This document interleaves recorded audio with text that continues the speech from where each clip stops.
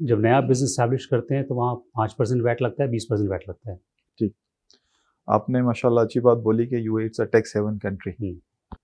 2025 से 9% corporate tax implement हो चुका है। 9%। 9% टैक्स, ठीक है, जो कि अभी भी कई मुल्कों से अगर कंपेयर करेंगे it's just like a peanuts. मगर बहुत से लोगों को गलत फहमी है कि 9% टैक्स मेरे पूरे अमाउंट पे लगता है, ऐसा नहीं है। अच्छा। 9% टैक्स आपकी जो प्रॉफिट है सिर्फ उस पे लगता है।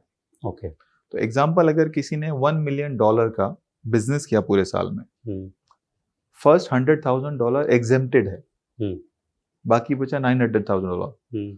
उसमें से अगर आपके एक्सपेंसेस, एग्जाम्पल 800,000 एक्सपेंसेस हैं, तो जो आपका मेन प्रॉफिट है विच इज $100,000, तो आपको उसमें $9,000 ही टैक्स देना पड़ा।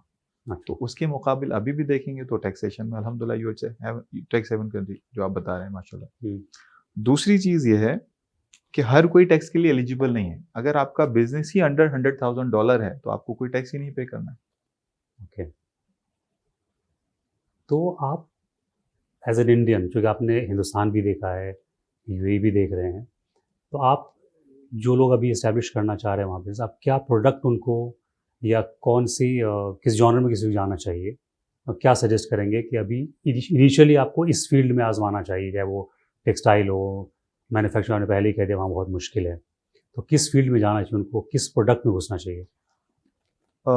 मेरा छोटी सी एडवाइस अमूमन लोगों को रहती है, बिकॉज हम सब लोग मिडिल क्लास फैमिली से बिलोंग करते हैं, हमारे पास कोई ख़जाने नहीं है कि हम जाके रिस्क ले लें, और हर छोटा आदमी चाहता है कि वो एक इंटरनेशनल लेवल पे अपनी जो है मिसाल कायम करे और अपनी प्रेजेंस दिखाए।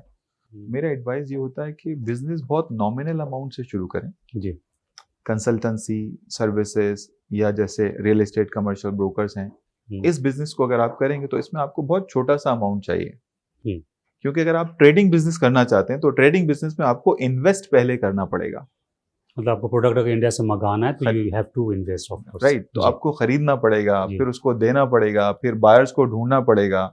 तो अगर आपको नॉमिनल अमाउंट में यूएई को समझना है, बिजनेस देखना है, तो मेरी एडवाइस है कंसल्टेंसी या ब्रोकर से आप शुरू करें, सर्विसेज से शुरू करें। ट्रेड लाइसेंस और वीजा का एक्सपेंस जैसे मैंने आपको बताया 5 लाख के अंदर अंदर आपका काम शुरू होता है। आप उस प्लेटफॉर्म से शुरू करें, फिर आप मल्टीपल बिजनेस कर सकते हैं। शहबाज साहब, मुझे एक बात बताइए कि ब्रोकरेज के लिए भी वहाँ पे, जैसे रियल एस्टेट ब्रोकरेज होता है वहाँ पे, क्या उसके लिए भी लाइसेंस जरूरत पड़ती है? बिल्कुल, यूएई में आपको हर काम करने के लिए लाइसेंस की जरूरत है जी। और सर्टन अप्रूवल्स भी चाहिए होते हैं। कुछ बिजनेस एक्टिविटीज हैं जो कि आपको थर्ड पार्टी अप्रूवल्स की भी जरूरत है, जिसमें हम पूरी अल्हम्दुलिल्लाह मदद करते हैं लोगों की। अभी आप बता रहे थे कॉर्पोरेट टैक्स के बारे में। जी। तो कॉर्पोरेट टैक्स आपने बताया 9% लगेगा आपके प्रॉफिट पे। जी। कोई इंडिविजुअल अगर बिजनेस कर रहा है वहाँ पे, तो क्या उस पर कितना टैक्स लगेगा? सर, इंडिविजुअल इनकम के ऊपर अल्हम्दुलिल्लाह अभी तक कोई टैक्स नहीं, जीरो टैक्स है यूएई के अंदर। अच्छा। चाहे जितना भी कमा लें आप? कितना भी आप इंडिविजुअल कमा लीजिए। मिसाल के तौर पे मेरे एम्प्लॉयज हैं, उनकी सैलरी पूरी मिलती है, उनको कोई टैक्स उस पर नहीं देना पड़ता। दूसरे अगर हम देखें, जैसे खासतौर से इंडिया से अल्हम्दुलिल्लाह बहुत लोग हैं जो रियल एस्टेट में भी दुबई में इन्वेस्ट करते हैं, वहाँ पे उनको रेंटल इनकम आती, उस रेंटल इनकम के ऊपर भी कोई टैक्स नहीं है, जीरो टैक्स है माशाल्लाह। तो जितना आया नेट उनके पास रहता है वो।